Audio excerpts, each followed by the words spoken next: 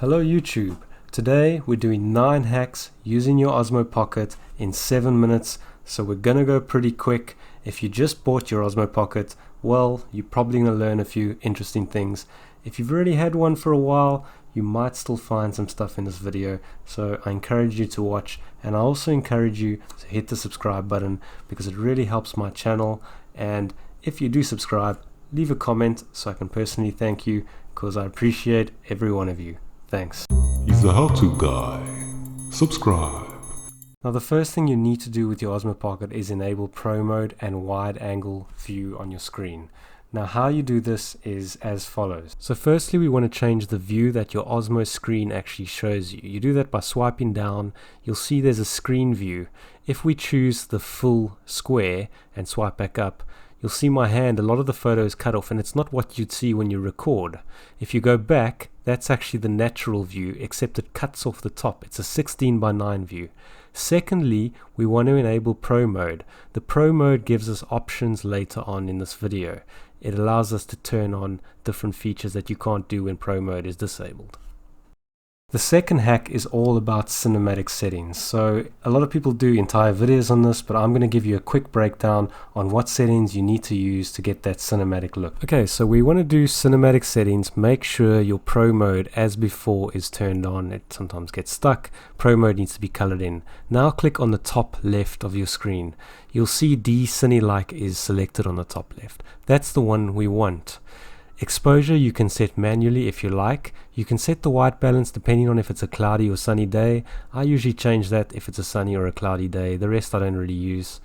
Then you can also make sure your frame rate is set to 1/50, although this is just a basic overview. 1/50 should be fine if you can actually get that depending on the light. Then click to the right hand side, you'll see the video. Swipe again to the little 3 ampersands and you should see 24 frames per second. This is the best for cinematic footage. You can shoot pretty cool stuff.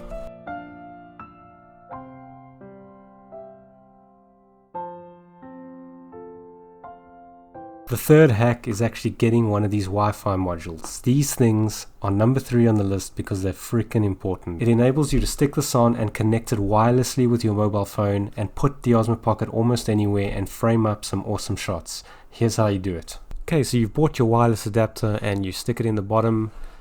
Then you need to put it on and off your Osmo and turn the DJI Mimo app on. Make sure you turn on Bluetooth.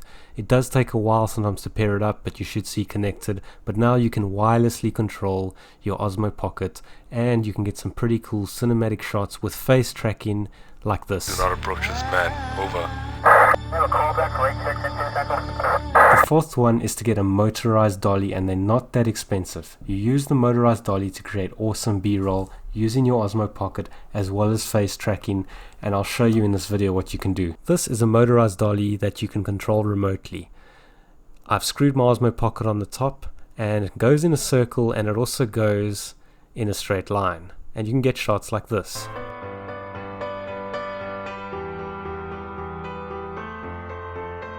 Fifth one is to know that Timelapse works much better using the app. You connect it wirelessly or via your cable. You don't have to have the wireless adapter to do this, but creating a time-lapse, you can push up to 4 points on top of the screen and it's much easier to frame your shot up. Have a look at this video. So here's an example of what you can do using the app and the wireless modules. All you need to do is click on time-lapse, click and add 4 different paths on the top. 1, move your camera slightly to the right, click the little blue plus, move your camera more to the right, and continue until you've added 4 points. Then you just have to click record and sit for like 15 minutes, but you sometimes get pretty cool effects. The sixth one is to attach your Osmo Pocket to get drone-like shots on the end of a tripod or a very long selfie stick. You can do this using the accessory mount. So this is the accessory mount, and you need a tripod adapter so that you can mount this. And my tripod extends quite high up, but you can get, if you put it right above your head, you can get some really nice shots.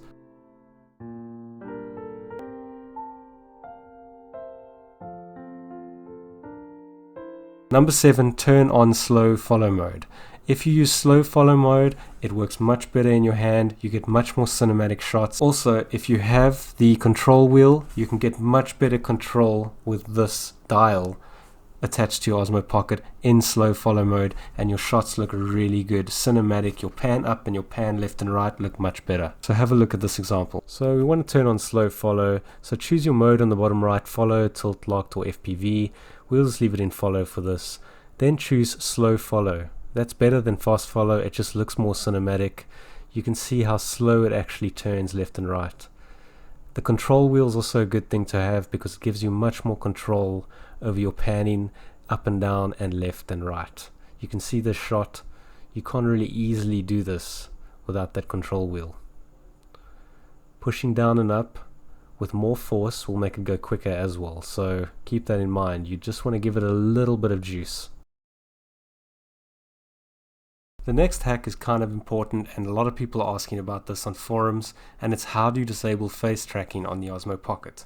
Now, this is actually possible using FPV mode. Let me show you an example of how to do this. So to turn on FPV mode, swipe from the bottom up, and at the bottom right you'll see FPV mode. That is the one you want. So now I'm in FPV mode, and I can tilt the camera and show more of the background. If somebody was next to me in the scene over here, they would be in the vlog, so I can pretty much do it without any face tracking, as you can see. The last thing is the difference between AFS and AFC and how you switch between the two, and I've done a little video about this and the difference between the two, so have a look at this video so you know. So let's look at these two modes. Swipe from the top, and how do you disable enable? Just clicking AFS will change it to AFC, and clicking AFC will change it. AFC is for shooting more sport-like, and AFS is for shooting things that don't move that much. So to me the background also looks more blurry in AFS. AFC, it appears to be better at focusing continuously on moving subjects than AFS. If you find this kind of content useful, consider subscribing and leave a comment that you subscribed so I can thank you personally. I really appreciate it. Thanks a lot.